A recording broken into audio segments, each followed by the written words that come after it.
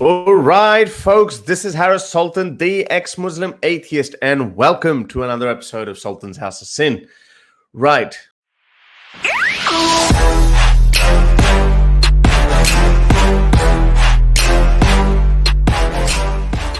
On Friday was also the birthday of Muhammad.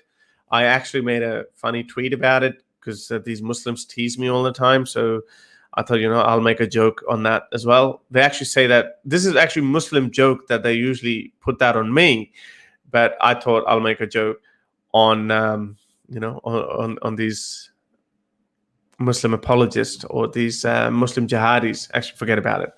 It's not an appropriate joke. Oh, if she had said Abdullah, not tonight, the world would have, the world would not have gone through so much suffering that came as a result of Abdullah. Let's do it. Abdullah was the name of Muhammad's father. So there were protests in Islamabad. It was Bara Rabiul Awwal. It was the birthday of Muhammad, 1400 or so many years ago. Abdullah and Bibi Amna got into some, lovey-dovey mood. So they thought they'll protest outside of French embassy. So have a look what they did.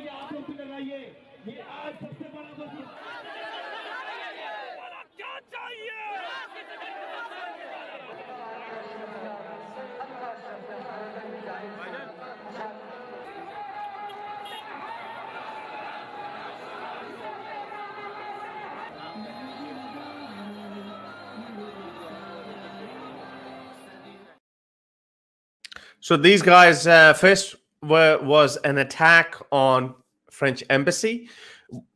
Government was aware of that, and they had put containers to stop these people from actually getting to the French embassy. But these guys were making their way to the embassy. This rally, this demonstration, the first one that I showed you, was organized by the same guy who had made a video against me, the guy who had threatened to, who was urging people to kidnap my family. That guy is actually a rising star in Islamic fascism in Pakistan. So that guy needs to be looked at. But, his YouTube account is still there, and YouTube has no problem in shutting him down. Every second video is about violence. He called out for these demonstrations on his YouTube account. That's how bad this is. And YouTube actually sends strikes to people like me who report those people. So I didn't get a strike for my video. I got a strike for his video that was on my account for YouTube to look at. So anyway, and then there are other people. He actually has a master. His master is the famous Khadim Rizvi guy. Have a look what he said. It's hilarious, but it's also scary at the same time. आज France तो challenge कर रहा और 10 atom bomb क्यों रखा तुसी ओ atom bomb बाहर कढो बाहर कढो एटम बम नो हां जी और बाहर कढो एटम बम ऐलान जिहाद करो और सारे मर जाइए. So yeah, I mean, he once had made a similar statement as well in the past when he said that when IMF or World Bank asks you to repay the loans, then send them a Ghori missile or whatever missiles they've got. So, but these guys actually believe, and this is why I said it's actually very serious, that if there is a sort of revolution in Pakistan, then these kind of people come to power as well. So this is all very scary. So whatever kind of government Pakistan has, unfortunately, that's the best we have.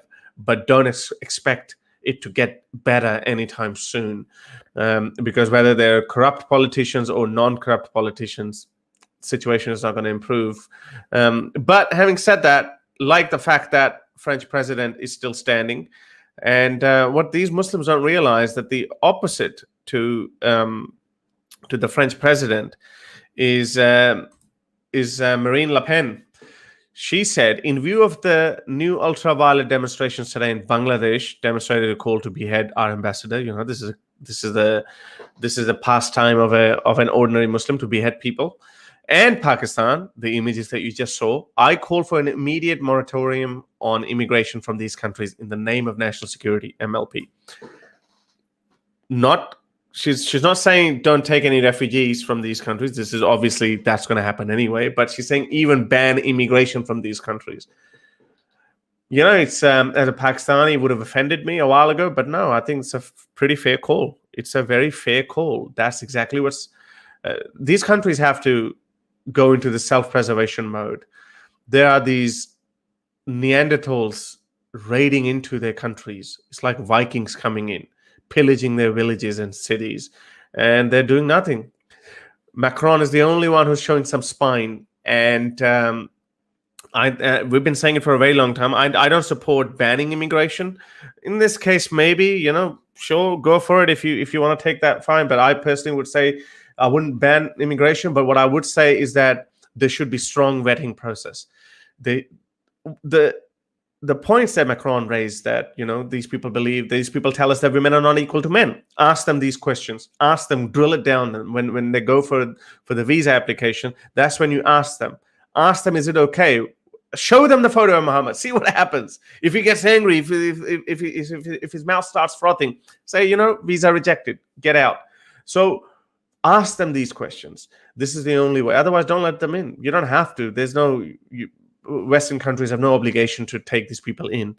To help me produce more videos like these, support me on Patreon or PayPal.